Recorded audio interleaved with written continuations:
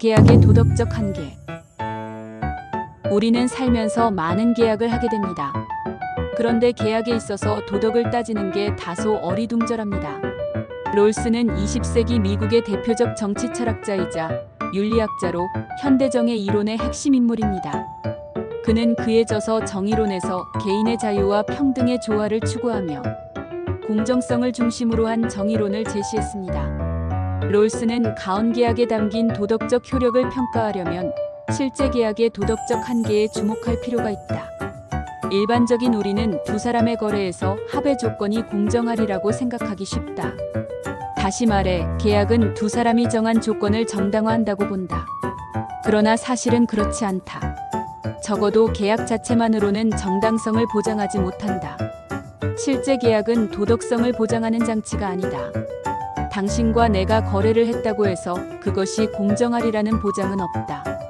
실제 계약이라도 공정한 계약인가? 두 사람이 무엇에 동의했는가?를 항상 물어야 한다. 이 물음에 답을 하려면 계약 자체만에만 초점을 맞추어서는 안 된다. 별도의 공정성 기준이 필요하다. 그러나 그 기준은 어디서 나올까? 일반적으로 더 큰 상위 계약이 헌법을 예로 들 수 있겠지만 헌법도 다른 합의와 마찬가지 문제를 안고 있다. 헌법이 비준되었다고 해서 모든 조항이 공정하다고 장담할 수 없다. 1787년의 미국 헌법을 생각해보자. 장점도 많았지만 노예제를 인정했다는 오점을 안고 있던 법이며 이 오점은 남북전쟁 이후까지 지속되었다. 필라델피아 대의원들에 이어서 각 주가 이 법에 동의했지만 그 사실만으로는 이 법의 정당성을 뒷받침할 수 없다. 이 결점은 합의 순간의 문제점으로 거슬러 올라가야 이해할 수 있다고 주장할 수도 있을 것이다. 당시 제헌의회에서는 흑인이 포함되지 않았으며 한 세기가 지나서야 투표권을 갖게 된 여성 역시 마찬가지였다. 제헌의회에서 대표성이 강화되었더라면 공정한 헌법이 만들어졌을 가능성은 분명 더 높았을 것이다. 하지만 그것도 어쨌거나 추측일 뿐이다.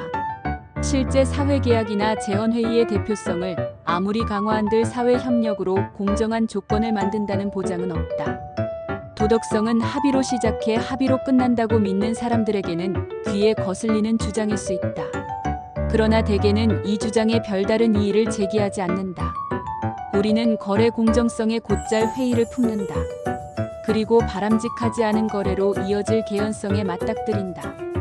이를테면 어느 한쪽이 협상을 잘하든가 더 유리한 위치에 있다든가 교환 대상의 가치를 더 잘 안다든가 하는 경우다. 영화 대부에서 마피아 두목 돈 콜레오네는 유명한 말을 남긴다. 나는 거부할 수 없는 제안을 할 걸세. 이 말은 거의 모든 협상에서 어느 정도는 존재하게 마련인 압력을 보여준다. 하지만 양쪽이 정한 계약 조건이 공정치 않다는 점을 눈치챘다고 해서 원하면 아무 때나 합의를 파기해도 좋다는 뜻은 아니다. 공정치 못한 거래라도 어느 정도까지는 이행할 의무가 있다. 불공정한 요소가 있어도 합의는 중요하니까. 그러나 합의가 생각만큼 그렇게 결정적이지 않은 때도 있다. 우리는 합의의 도덕적 기능과 다른 의무사항을 곧잘 혼동하곤 한다. 또 하나의 예를 들어보자. 우리가 거래를 한다고 가정해보자. 당신은 내게 바닷가재 100마리를 가져다 주고 나는 당신에게 $1000를 지불하기로 했다. 당신은 바닷가재를 잡아 배달했고 나는 기쁜 마음으로 먹었다. 그런데 내가 돈을 지불하지 않는다고 하자. 그러면 당신은 내가 당신에게 빚졌다고 말할 것이다. 내가 왜냐고 물어본다면 당신은 우리가 한 약속을 거론할 테고 더불어 내가 누린 이익도 지적할 것이다. 그러면서 당신 덕에 내가 이익을 보았으니 그것을 갚을 의무가 있다고 말할 것이다. 그렇다면 똑같은 거래를 하되 이번에는 당신이 바닷가재를 잡아 우리 집 문 앞에 대령하려고 나간 사이에 내 마음이 바뀌었다고 가정해보자. 나는 어쨌거나 바닷가재를 먹고 싶지 않다. 당신은 여전히 바닷가재를 잡으려 애쓰는 중이다. 내가 말한다. 난 당신에게 아무것도 빚지지 않았습니다. 이번에는 내가 이익을 본 게 없으니까. 이때 당신은 우리가 한 약속을 거론할 테고 더불어 내가 바닷가재를 살 것이라고 기대해 열심히 바닷가재를 잡은 당신의 노고를 언급할 것이다. 당신은 나를 위해 고생했으니 나는 그 대가를 지불할 의무가 있다고 말할 것이다. 그렇다면 이번에는 이익의 대가를 지불하거나 나를 위한 수고에 보상해야 하는, 무게가 더해지지 않은 오로지 합의 의무만 있는 경우를 상상해보자. 이번에도 우리는 똑같은 거래를 했지만 얼마 지나지 않아, 그러니까 당신이 시간을 투자해 바닷가재를 잡기 전에 내가 다시 전화를 걸어 마음이 바뀌었습니다. 바닷가재를 먹고 싶지 않습니다. 라고 말한다. 그래도 나는 당신에게 $1000를 주어야 하는가? 이때 당신이 거래는 거래요.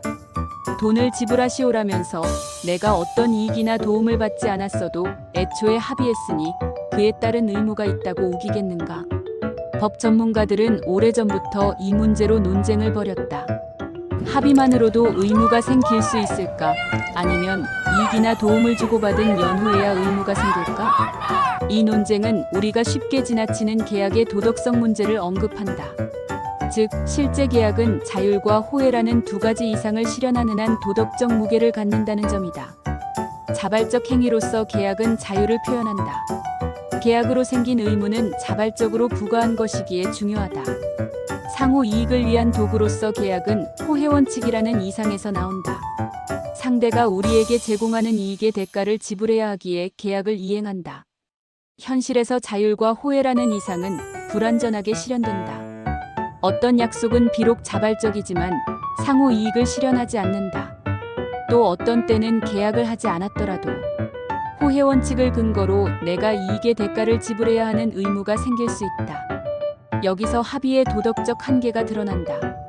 즉, 어떤 경우엔 합의만으로는 도덕적 의무가 생기지 않고 또 어떤 경우에는 합의가 반드시 필요치 않을 수도 있다. 우리의 논의는 여기까지 하고 AI는 어떤 견해를 가지고 있는지 물어보겠습니다. AI는 이런 답을 보내왔습니다. 첫째, 계약의 도덕적 정당성입니다. 계약은 개인의 자유로운 합의를 기반으로 하지만 그 자유가 진정으로 자발적인 것인지 고민해야 합니다. 둘째, 시장 지배의 윤리적 한계입니다. 샌델 교수는 시장이 모든 영역을 지배할 경우 도덕적 가치가 희생될 수 있다고 경고합니다. 예를 들어 장기 매매나 교육에서의 시장화는 인간 존엄성을 훼손할 위험이 있습니다. AI는 시장의 영향과 시장 논리에 의해 규제되어야 하고 어떤 영역이 그렇지 않아야 하는지를 판단하는 도구로 작용할 수 있습니다. 셋째, 공익과 계약의 조화입니다. 계약은 개인의 이익을 중심으로 하지만 그것이 사회 전체의 공익에 미치는 영향을 고려해야 합니다. AI는 계약의 결과를 예측하고 장기적으로 공익을 해칠 수 있는 요소를 식별함으로써 윤리적 결정을 지원할 수 있습니다. 넷째, 사회적 담론의 중요성입니다. 샌델 교수는 도덕적 문제를 단순히 개인의 선택으로 치부하지 않고 공론장에서 논의해야 한다고 주장합니다. 요약하자면 AI는 샌델 교수의 철학적 관점을 데이터 기반으로 강화하며 계약과 시장의 도덕적 한계를 분석하고 사회적 의사결정을 지원할 수 있습니다. 다만 AI는 인간이 내리는 결정을 돕는 역할에 머물러야 한다는 점을 강조합니다. 계약의 도덕적 한계에 대해 알아봤습니다만 매우 어려운 얘기였습니다. 여러분은 어떤 의견을 가지고 계십니까? 그러면 다음 영상에서 뵙겠습니다.